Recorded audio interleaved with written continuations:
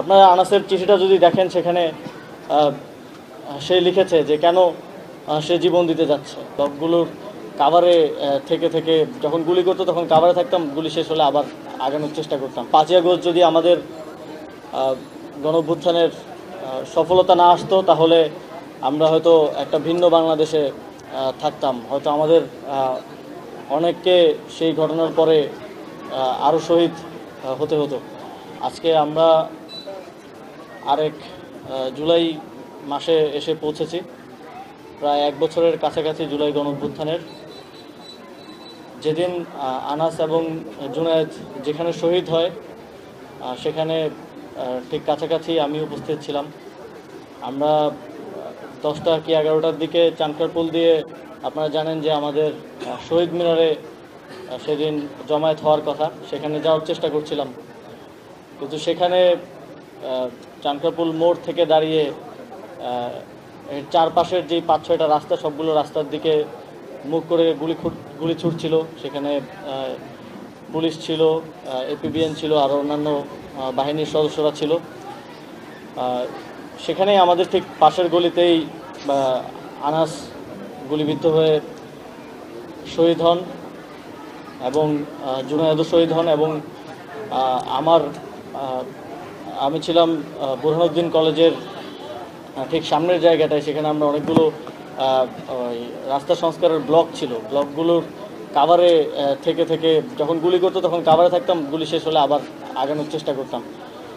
সেখানে ঠিক আমার সাথেও 3-4 জন শহীদ হন একের পর এক, এবং তাদেরকে কোলে করে পিছনে নিতে নিতেই কয়েকজন শহীদ হয়ে যান। অনেককে আমরা অনেক কষ্ট করে ঢাকা মেডিকেলে পৌঁছাতে সক্ষম হই, যারা আহত হয়েছিলেন। তখনও বুঝতে পারছিলাম না যে আসলে কি হচ্ছে, কারণ ইন্টারনেট ছিল না, এবং আসলে আমাদের লং মার্চের ডাকে মানুষ সাড়া দিয়েছে কিনা, ঢাকার অন্যান্য জায়গায় কী অবস্থা, যেহেতু চানখারপুলে এরকম চলতেছে। এবং এটা তো নিশ্চিত ছিল যে 5ই আগস্ট যদি আমাদের গণঅভ্যুত্থানের সফলতা না আসতো তাহলে আমরা হয়তো একটা ভিন্ন বাংলাদেশে থাকতাম। হয়তো আমাদের অনেককে সেই ঘটনার পরে আরও শহীদ হতে হতো।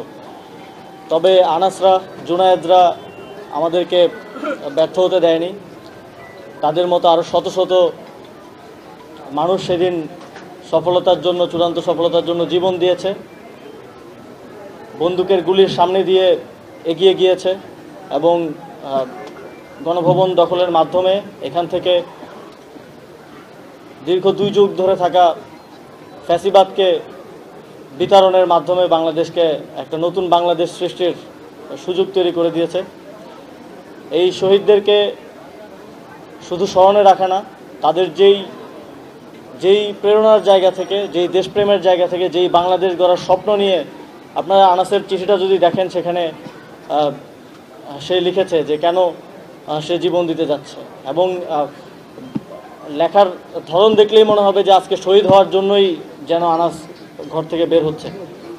এই যে এই পরিমাণ দেশপ্রেম 14-15 বছর 16 বছরের একটা ছেলের মধ্যে, এই দেশপ্রেমটা একটা নতুন বাংলাদেশ গড়ার প্রত্যয় থেকে আসে। সেই বাংলাদেশ গড়ার জন্য শুধু দায়িত্বে আছি এই জন্য না, আমাদের এই জাতির একটা আজন্ম লড়াই করতে হবে এই বাংলাদেশ যেন আমরা গড়তে পারি। এবং এই প্রক্রিয়ায় যেন আমরা আমাদের শহীদদের প্রত্যয়ের কথা মাথায় রেখে, শহীদদের তারা ঠিক যেমন বাংলাদেশ চেয়েছিল এবং আগামীর বাংলাদেশে যেন আর কাউকে এভাবে জীবন দিতে না হয়,